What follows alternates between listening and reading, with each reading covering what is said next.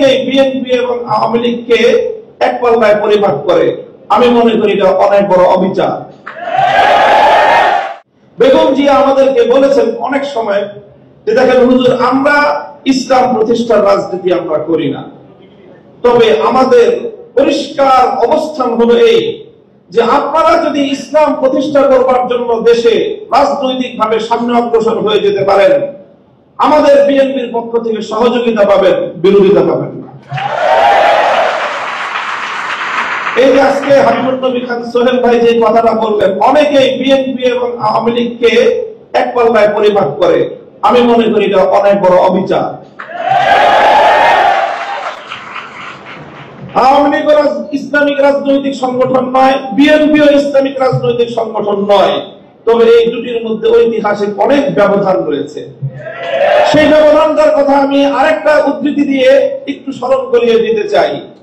বাংলাদেশ জাতীয়তাবাদী দলের একজন মরহুম নেতা, সাবেক মন্ত্রী চৌধুরী কামাল ইবনে ইউসুফ, আপনাদের অনেকের নাম মনে থাকার কথা, তার একটা উদ্ধৃতি, তিনি একদিন এক প্রসঙ্গে বলেছিলেন, একটা কথা বলতে গিয়ে বিএনপির প্রতি তার নিজের যে অধিকার, সে অধিকার সাব্যস্ত করতে গিয়ে বলেছিলেন যে বেটা আমি 200 বছর ধরে বিএনপি করি।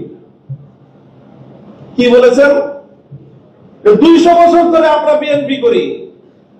আপনাদের অনেকের মনে প্রশ্ন জাগতে পারে, বিএনপি তো প্রতিষ্ঠিতই হলো স্বাধীনতার বেশ পরে, শহীদ জিয়াউর রহমানের হাত ধরে, আর চৌধুরী কামাল ইবনে ইউসুফের বয়স কত? 60-70 বছর। তো বিএনপিও তো 50 বছর আগে জন্ম নেয় নাই, চৌধুরী কামাল ইবনে ইউসুফের বয়সও 50 বছর নয়। তো ওই বেটা কিভাবে 200 বছর ধরে বিএনপি করে? আপনাকে বিএনপির ঐতিহাসিক রাজনৈতিক ধারাটাকে আপনাদের অবশ্যই ধারণ করতে হবে। চৌধুরী কামাল ইবনে ইউসুফের বক্তব্যের মূল কথা ছিল এই, যদি আমরা আমাদের এই জনপদের অতীত রাজনীতির ইতিহাস পর্যালোচনা করি, তাহলে সবসময় আমরা এদেশে দুটি ধারা লক্ষ্য করতে পাই।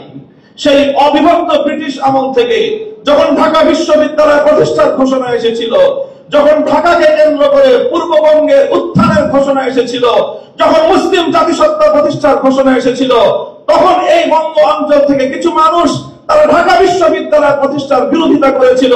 তারা ঢাকাকে কেন্দ্র করে পূর্ববঙ্গের উত্থানকে ঠেকিয়ে দিতে চেয়েছিল, যারা মুসলিম জাতিসত্তার বিরোধী ছিল।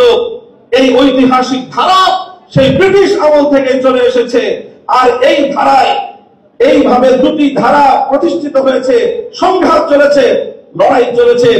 একটি ধারা ছিল পূর্ববঙ্গ কেন্দ্রিক এই বাংলাদেশী জাতীয়তাবাদ তথা মুসলিম জাতীয়তাবাদের, মুসলিম জাতিসত্তা গঠনের যে ঐতিহাসিক ধারা, এই ধারার যারা রাজনীতি করে জাতীয়তাবাদী দল বিএনপি সেই ধরনের প্রতিনিধিত্ব করে। কাজে বিএনপি কে যেমন এই কথাটা মনে রাখতে হবে, যারা বিএনপির সমালোচনা করে তাদেরকে ওই কথাটা মনে রাখতে হবে।